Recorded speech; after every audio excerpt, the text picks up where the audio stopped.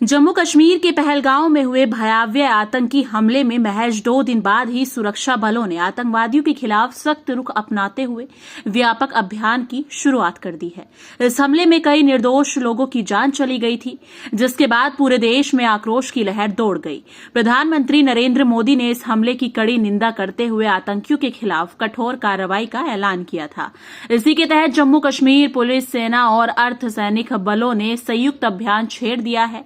इस कार्रवाई के तहत सबसे बड़ी कार्रवाई त्राल क्षेत्र में हुई, जहां सुरक्षा बलों ने कुख्यात आतंकी आसिफ शेख के घर पर छापा मारा।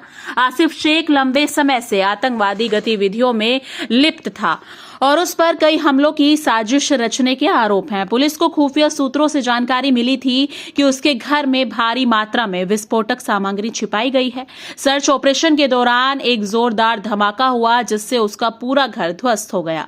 हालांकि अभी यह स्पष्ट नहीं है कि धमाका पहले से लगाए गए आईईडी के कारण हुआ या विस्फोटक सामग्री के संपर्क में आने से।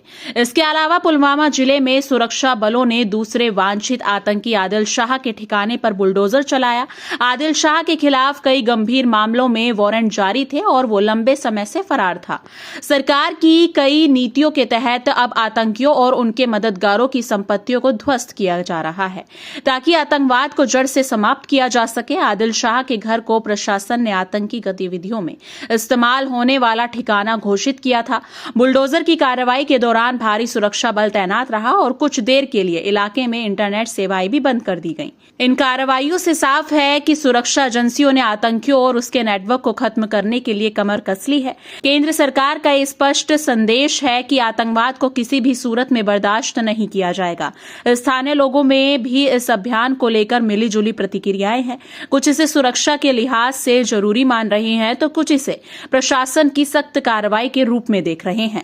इन कार्रवाइयों से ये संदेश स्पष्ट हो गया है कि अब न सिर्फ आतंकियों को निशाना बनाया जाएगा, बल्कि जो भी उन्हें पनाह देगा या सहयोग करेगा, वो भी कानून के शिकंजे से नहीं बच पाएगा। पहलगांव हमले के बाद की गई ये कार्रवाई एक नए सुरक्षा दृष्टिकोण की शुरुआत मानी जा रही है, जिसमें न सिर्फ हमलावरों का पीछा किया जाएगा, बल्कि उनके पूरे नेटवर्क को ध्वस्त किया जाएगा। आने वाले दिनों में और भी कई आतंकियों और उनके मददगारों के खिलाफ इसी तरह की कार्रवाई की संभावना जताई जा रही है। सरकार और सुरक्षा बलों की ये सख्ती कश्मीर घाटी में आतंकवाद की कमर तोड़ने की दिशा में बड़ा कदम माना जा रहा है।